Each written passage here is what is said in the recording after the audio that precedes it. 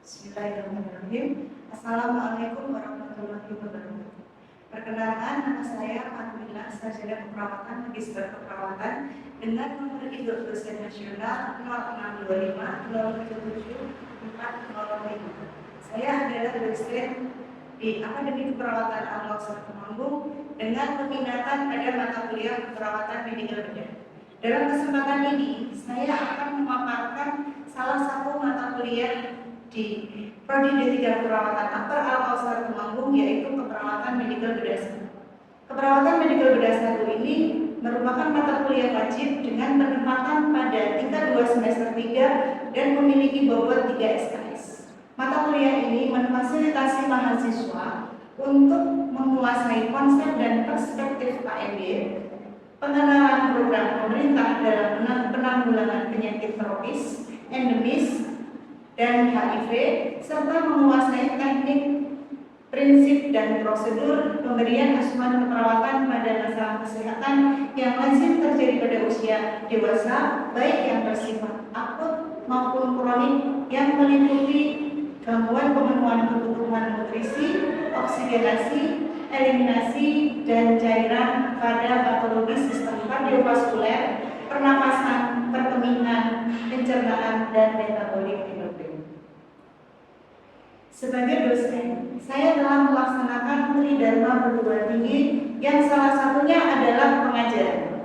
Dalam melaksanakan pembelajaran, saya menggunakan sistem delivery interaction and assessment. Penerapan aspek delivery saya lakukan dengan menyampaikan tentang penyakit dan asuhan keperawatan yang meliputi pengkajian, perumusan diagnosis keperawatan, dan prosedur keperawatan pada kasus yang menjadi fokus kompetensi pada mata kuliah keperawatan medical bedah 1 yang mengacu pada 3 capaian pembelajaran lulusan dan 13 sub CPNK yang terbagi menjadi 24 kali pertemuan dalam bentuk pembelajaran teori maupun praktikal laboratorium. Adapun CPL pada mata kuliah keperawatan medical bedah 1 yaitu yang pertama, mampu memahami ilmu keperawatan untuk melakukan asuhan keperawatan secara profesional dengan menggunakan pendekatan proses keperawatan. Yang kedua, mampu melakukan komunikasi terapeutik dan menguasai keterampilan dasar keperawatan untuk melakukan asuhan keperawatan pada klien melalui kerja tim.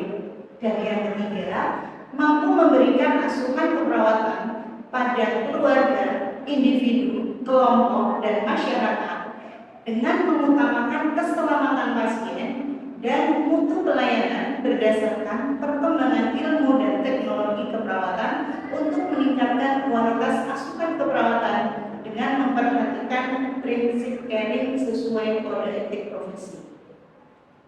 Selanjutnya, sub capaian pembelajaran pada mata kuliah keperawatan medical bedah 1 ini ada 13, yaitu yang pertama, mampu memahami konsep dan perspektif keperawatan medical bedah. Kedua, mampu memahami peran perawat medical bedah dalam kebijakan pelayanan kesehatan. Ketiga, mampu memahami tentang pengelolaan penyakit infeksi tropis. Keempat, mampu memahami pengelolaan penyakit endemis. Kelima, mampu memahami pengelolaan penyakit HIV. 6. Mampu memahami konsep asuhan keperawatan, gangguan pemenuhan kebutuhan oksigenasi akibat patologi sistem pernapasan dan kardiovaskuler. Yang ketujuh, mampu mendemonstrasikan prosedur pemenuhan kebutuhan oksigenasi pada patologi sistem pernapasan dan kardiovaskuler. Kedelapan, mampu memahami konsep asuhan keperawatan, gangguan kebutuhan cairan akibat patologi sistem perkemihan dan metabolik endokrin. Kesembilan, mampu mendemonstrasikan prosedur pemenuhan kebutuhan cairan akibat patologi sistem perkemihan dan metabolik endokrin. 10. Mampu menguasai konsep asuhan keperawatan, gangguan kebutuhan nutrisi akibat patologi sistem pencernaan dan metabolik endokrin. 11. Mampu mendemonstrasikan prosedur pemenuhan kebutuhan nutrisi akibat patologi sistem pencernaan dan metabolik endokrin. Nomor 12, mampu menguasai konsep pengelolaan asuhan keperawatan pasien akibat patologi sistem pencernaan dan perkembangan. Dan yang ke-13, mampu mendemonstrasikan berbagai prosedur pemenuhan kebutuhan eliminasi akibat patologi sistem pencernaan dan perkembangan. Selanjutnya, sumber belajar yang bisa digunakan untuk mahasiswa dalam mengikuti pembelajaran di keperawatan medikal bedah 1 ini adalah buku-buku yang ada di perpustakaan serta jurnal yang ada di perpustakaan, antara lain Jurnal Keperawatan dan Kesehatan Akbar atau Temanggung, jurnal yang dikeluarkan oleh Universitas Airlangga, dan Australian Journal of External Nursing volume 41 nomor 1 tahun 2020. Selanjutnya, untuk aspek interaction, saya menggunakan metode student learning setup yang meliputi 3 tahapan. Yang pertama, lecture, di mana dosen menguraikan materi di depan kelas secara interaktif. Kedua, small group discussion yang memberikan kesempatan mahasiswa berdiskusi dalam kelompok kecil untuk merumuskan diagnosis keperawatan ataupun perencanaan. Dan yang ketiga adalah problem based learning dengan memberikan kasus untuk melatih kemampuan berpikir kritis pada mahasiswa. Aspek yang terakhir, yang ketiga adalah assessment. Asesmen yang dikembangkan dalam mata kuliah KMB 1 ini meliputi 4 komponen. Yang pertama adalah ujian akhir semester yang terdiri dari uji tulis, uji praktik, dan OSCE dengan bobot 30%. Yang kedua, ujian tengah semester dengan bobot 30%. Yang ketiga, nilai harian yang terdiri dari sikap, kehadiran, ketertiban, dan juga keaktifan dengan bobot 20%. Serta yang keempat adalah penilaian penugasan baik kelompok ataupun individu dengan bobot 20%. Demikian pemaparan tentang rencana pembelajaran semester mata kuliah keperawatan medikal bedah 1 ini. Selanjutnya saya akan melakukan pembelajaran di kelas. Terima kasih. Wassalamualaikum warahmatullahi wabarakatuh. Baik, bismillahirrahmanirrahim. Assalamualaikum warahmatullahi wabarakatuh. Waalaikumsalam warahmatullahi wabarakatuh. Gimana kabar kalian hari ini? Alhamdulillah. Dan untuk hari ini kita akan membahas tentang gangguan pemenuhan kebutuhan nutrisi akibat patologi yaitu diabetes mellitus. Apakah ada yang tahu diabetes mellitus itu apa? Tidak. Kekurangan hormon insulin di dalam tubuh. Diabetes mellitus itu adalah kondisi di mana tubuh kita mengalami kekurangan hormon insulin sehingga hormon ini tidak berfungsi sebagaimana mestinya dan menyebabkan terjadinya penyakit diabetes mellitus. Baik, tujuan pembelajaran kita atau mahasiswa akan mampu melaksanakan pemberian asuhan keperawatan pada pasien dengan diabetes mellitus. Ya. Selanjutnya tentang diabetes mellitus itu adalah ada masalah pada insulin di situ ada ya. Jadi diabetes mellitus ini merupakan penyakit metabolik kronik ya, yang disebabkan oleh insufisiensi insulin atau ketidakcukupan insulin di dalam tubuh kita, di mana insulin ini diproduksi oleh sel beta pulau Langerhans di dalam pankreas kita. Ya, kemudian yang ketiga, gangguan transfer glukosa dari darah ke sel. Jadi glukosa yang kita makan itu setelah dari darah akan ditransfer ke sel untuk digunakan dan untuk kegiatan metabolisme sel, gitu ya. Kemudian ketiga hal ini akan menyebabkan terjadinya kadar glukosa darah yang tinggi atau sering disebut sebagai hiperglikemia, begitu. Jadi diabetes mellitus itu adalah penyakit metabolik kronik yang disebabkan karena ketidakadekuatan insulin di dalam tubuh yang mengakibatkan adanya gangguan metabolisme glukosa, di mana glukosa tidak bisa ditransfer ke dalam sel dan akan muncul gejala hiperglikemia, gitu ya. Kemudian selanjutnya Nah ini hiperglikemianya seperti apa begitu. Jadi hiperglikemia pada diabetes mellitus itu bisa diketahui dengan pemeriksaan kadar glukosa darah.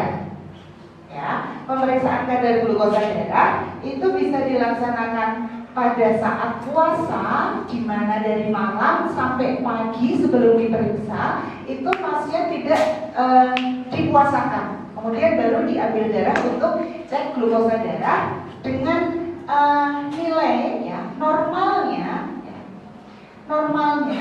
itu adalah kurang dari 110 mg per desiliter. Dan atau jika kadar gula darah sewaktu GDS itu di atas 200 mg per desiliter. Begitu. Ini karakteristik penting yang harus kita ketahui untuk memastikan pasien mengalami diabetes mellitus. Selanjutnya penyebab. Ya.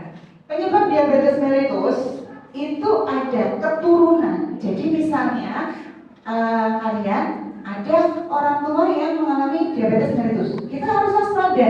Kemudian usia. Jadi dengan meningkatnya usia maka fungsi pankreas kita itu akan menurun sehingga produksi insulin akan menjadi tidak cukup. Nah ini akan bisa menjadi penyebab dari diabetes mellitus dari segi usia. Kemudian selanjutnya kegemukan atau obesitas. Ini adalah penumpukan lemak di dalam tubuh. Ya, jadi numpuk sehingga nanti akan menjadi obesitas tadi. Mekanismenya sama. Lalu kehilangan insulin, ya, kehilangan insulin atau terjadi peningkatan konsumsi gula pada seseorang. Jika kita makan banyak makanan yang mengandung glukosa, maka insulin yang diproduksi secara normal oleh sel beta Langerhans itu jadi nggak cukup, sehingga gula darah akan meningkat meskipun sedikit, begitu. Ya. Kemudian selanjutnya alkoholisme. Alkohol ini merupakan zat yang meracuni fungsi dari organ tubuh kita, sehingga pada orang yang mengalami alkoholisme ini akan menyebabkan gangguan fungsi insulin. Gitu. Kemudian obat-obatan ini adalah obat-obatan yang mempengaruhi kinerja dari pankreas dalam memproduksi insulin, gitu. Ya. Kemudian, nah ini pencetusnya.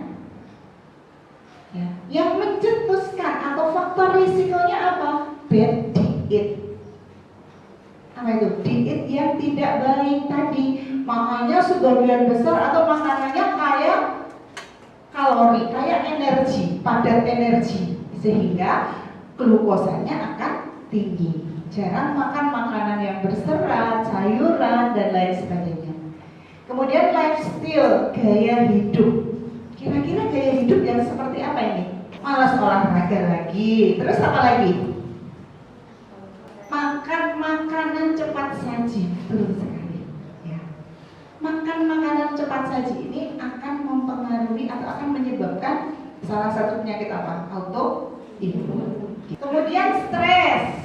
Jadi stres ini kita nggak bisa menghindari stres. Hidup kita itu pasti akan mengalami stres. Hanya kita harus punya coping. Gimana caranya biar kita tidak stres? Gimana caranya biar stres ini tidak menyebabkan penyakit pada diri kita? Kemudian yang terakhir, no exercise. Gak latihan, gak gerak tadi.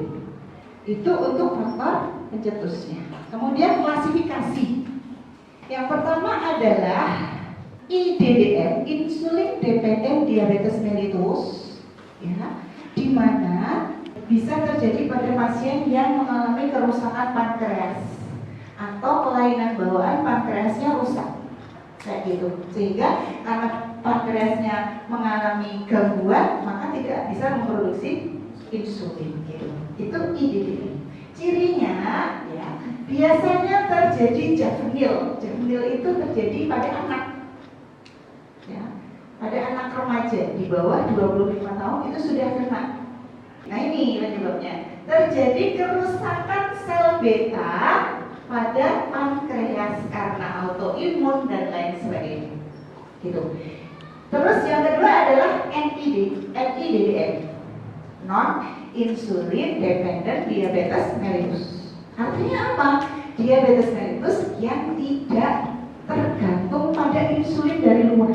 Artinya tubuh pasien ini sebenarnya bisa memproduksi insulin, hanya karena kebutuhannya meningkat atau hanya karena terjadi obesitas, kerja insulin menjadi tidak adekuat sehingga terjadi peningkatan kadar glukosa darah, begitu ya. Kemudian cirinya biasanya resistensi insulin, jadi punya insulin tapi insulinnya enggak efektif bekerja. Kemudian selanjutnya gangguan sekresi insulin dari sel beta, ya. Dan penyebabnya perubahan pola makan, usia, obesitas, dan kurang aktivitas tadi. Artinya tipe 2 ini, DM tipe 2 ini bisa diselesaikan dengan apa? Olahraga diet. Gitu. Kemudian yang ketiga adalah gestasional diabetes. Gestasional diabetes ini adalah diabetes yang terjadi pada kehamilan. Kenapa kok bisa? Pada kehamilan itu terdapat peningkatan ini hormon somatomamotropi. Nah, di samping untuk dia berfungsi sebagai pertumbuhan janin, dia juga mempengaruhi apa? Produksi insulin. Gitu, ya. Kemudian selanjutnya, nah ini patofisnya. Ini patofisnya secara garis besar. Gimana ceritanya kok kekurangan insulin itu bisa menyebabkan diabetes? Karena ada reaksi autoimun, pankreasnya rusak. Sel betanya hancur. Terjadi kelainan pankreas dan mengalami defisiensi insulin. Sementara yang tipe 2 yang non insulin dependent ini biasanya idiopatik. Idiopatik itu enggak dikenal penyebabnya apa ini yang sebenarnya gitu. Atau mungkin usia atau genetik, di mana ini akan menyebabkan jumlah sel pankreas menurun yang menyebabkan insulin yang diproduksi berkurang dan menyebabkan kondisi defisiensi insulin. Ketika terjadi defisiensi insulin, akan terjadi pertama sekali adalah hiperglikemi sebagai manifestasi utama. Ya. Kadar glukosa darah tinggi. Lalu yang kedua, ini mekanisme kompensasi.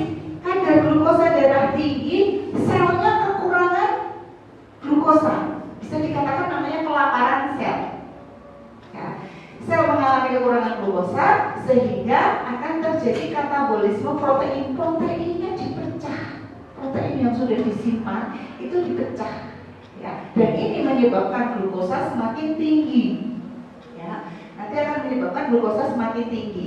Kemudian selain itu lemak juga dipecah.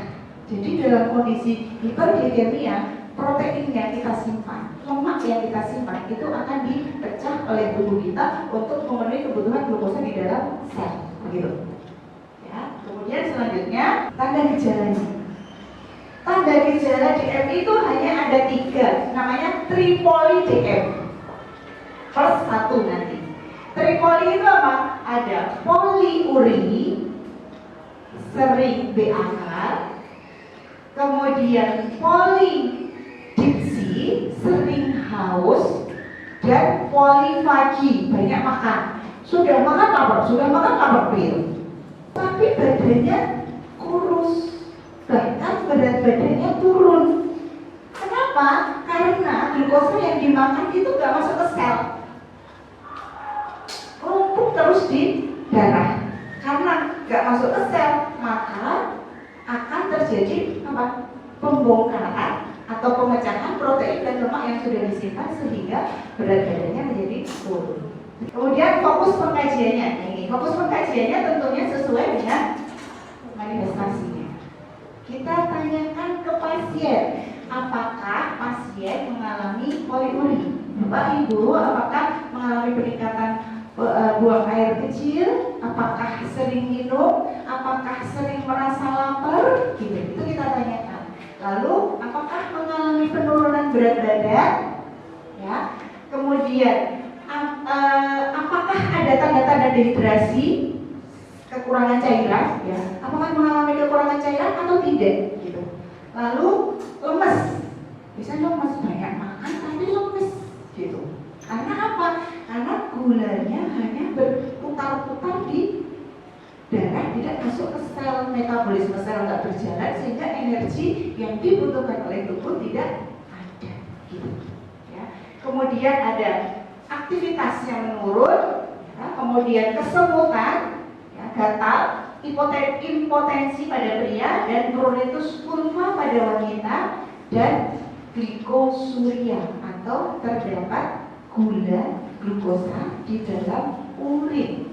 Masalah keperawatan yang sering muncul pada diabetes mellitus itu yang utama adalah ketidakstabilan kadar glukosa darah.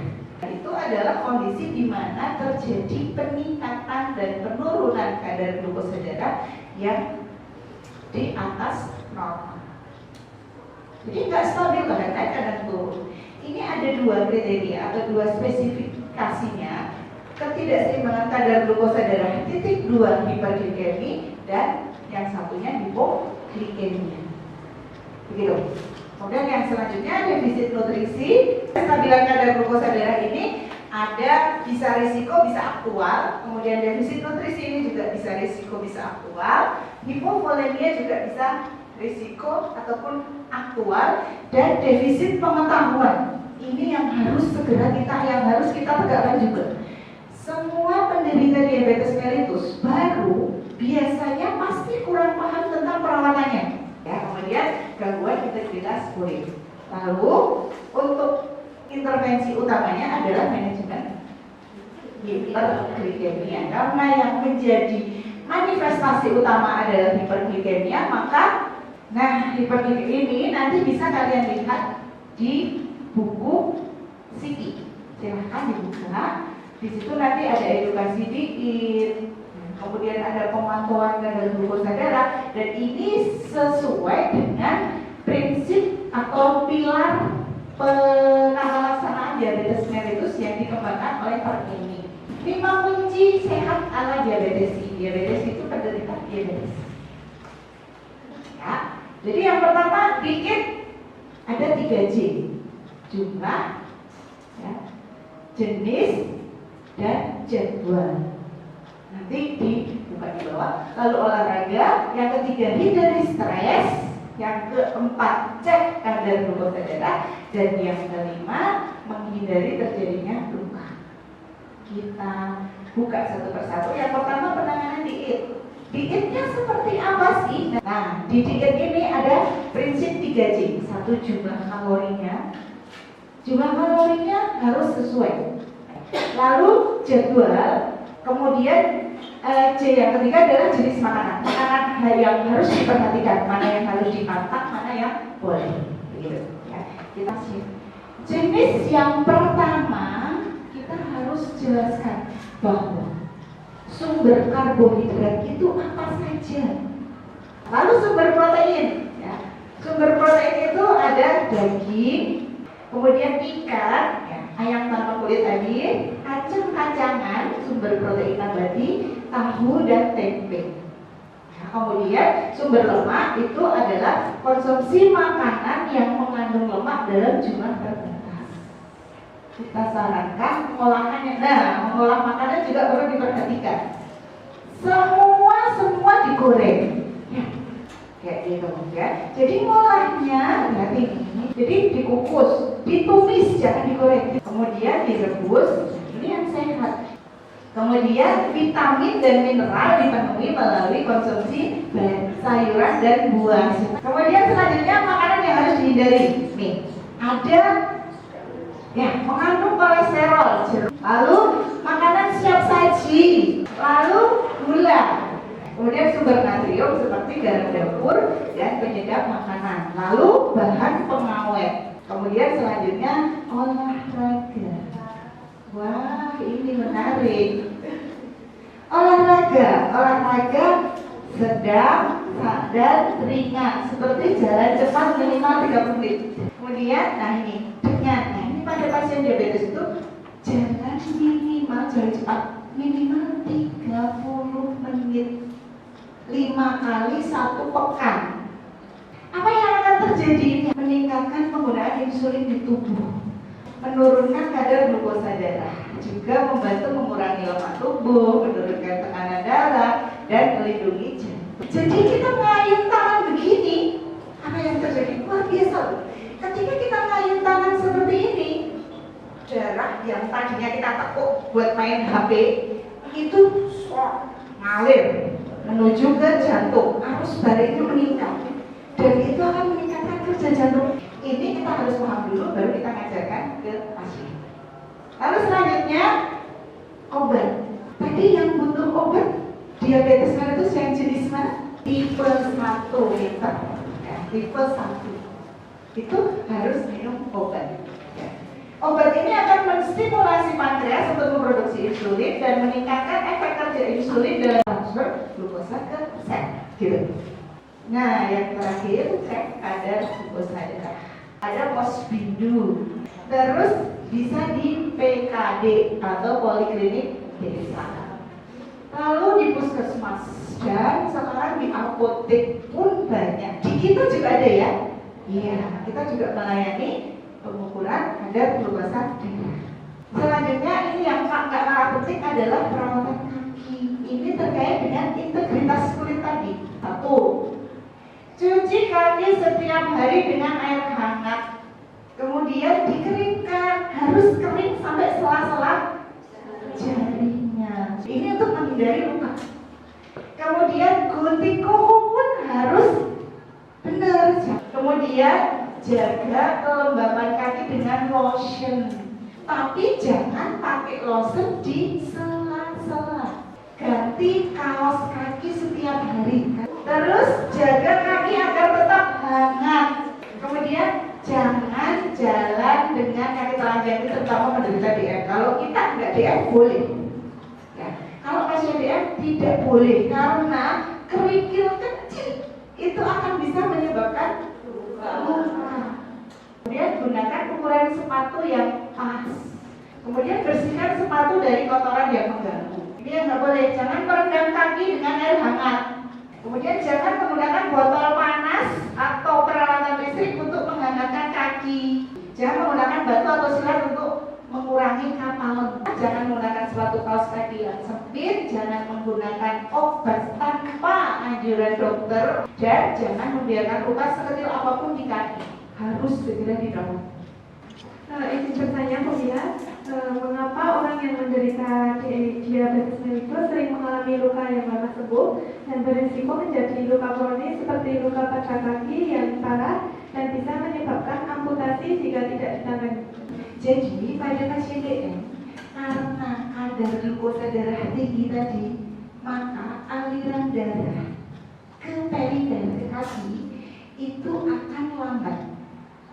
Jika di kaki ada luka, maka karena aliran darah yang mengandung nutrien ini jalannya lambat, maka untuk sampai ke bagian kaki yang luka tadi butuh waktu yang lama, sehingga lukanya menjadi lama sembuhnya. Dan karena lama sembuh, jika tadi kita abai, tidak dirawat dengan baik, akan masuklah bakteri, namanya invasi bakteri di luka, sehingga akan menyebabkan luka kronik atau yang disebut sebagai ulkus. Nah, jika ulkus ini merusak sampai ke jaringan tulang, maka mau tidak mau harus dilakukan amputasi. Kenapa diamputasi? Kalau nggak diamputasi, jaringan yang mati tadi, yang rusak tadi, akan nyebar ke jaringan yang bagus, sehingga harus diputus ini. Pertumbuhan luka kroniknya harus diputus dengan tindakan amputasi. Akan meningkatkan kesembuhannya. Untuk pertemuan kita hari ini kita cukupkan. Mudah-mudahan diskusi kita manfaat untuk kita semua. Saya mohon maaf apabila